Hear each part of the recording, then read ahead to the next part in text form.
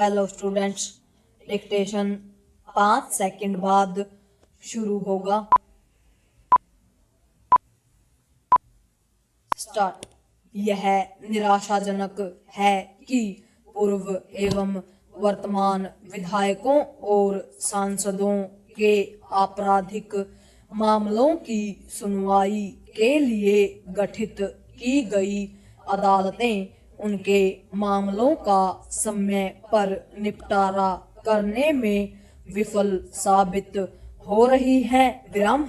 इस संदर्भ में सुप्रीम कोर्ट में प्रस्तुत किए गए एक शपथ पत्र के अनुसार जनप्रतिनिधियों के आपराधिक मामलों की सुनवाई कर रही एमपी एमएलए अदालतों में कोई उल्लेखनीय प्रगति नहीं दिख रही है। विराम।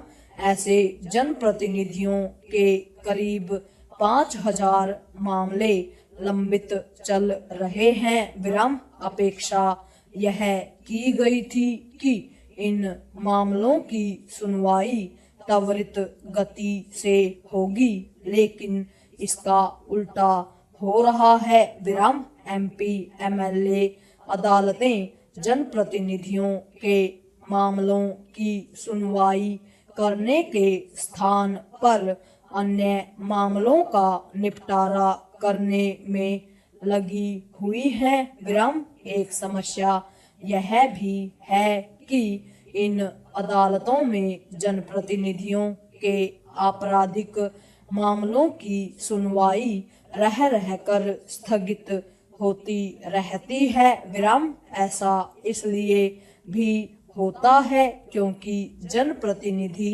अदालतों के समक्ष पेश होने से इनकार करते हैं। विराम। यह स्थिति तो एमपी एमएलए अदालतों के गठन के औचित्य को ही निरर्थक सिद्ध करती है।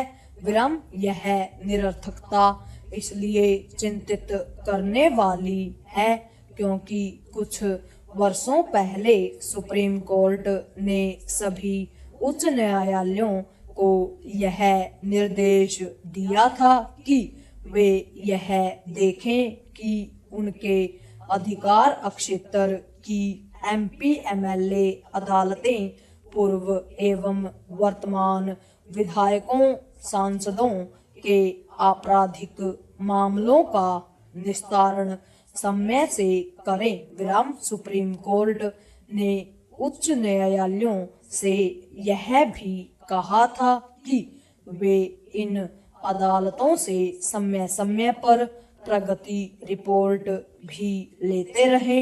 विराम। पैरा।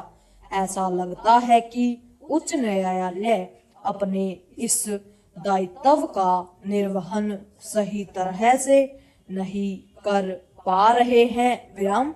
समय समय पर ऐसे समाचार तो आते रहे हैं कि उच्च न्यायालयों ने एमपी एमएलए अदालतों को जनप्रतिनिधियों के मामलों के निपटारे में तेजी लाने को कहा है, लेकिन इसके कोई सकारात्मक परिणाम सामने नहीं आ सके। विराम। समझना कठिन है कि जिन अदालतों का गठन ही कुछ विशेष मामलों के निस्तारण के लिए हुआ है, वे उनकी सुनवाई में प्राथमिकता का परिचय क्यों नहीं दे रही है। विराम।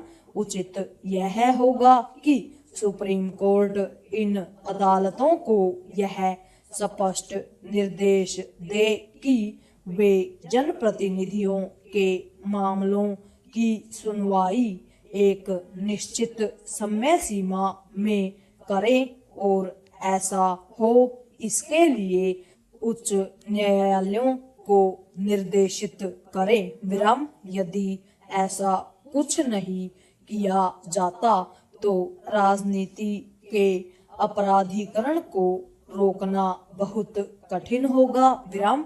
इसकी अनदेखी नहीं की जानी चाहिए कि विधानमंडलों में आपराधिक छवि एवं अतीत वाले जनप्रतिनिधियों की संख्या तेजी से बढ़ती चली जा रही है। विराम।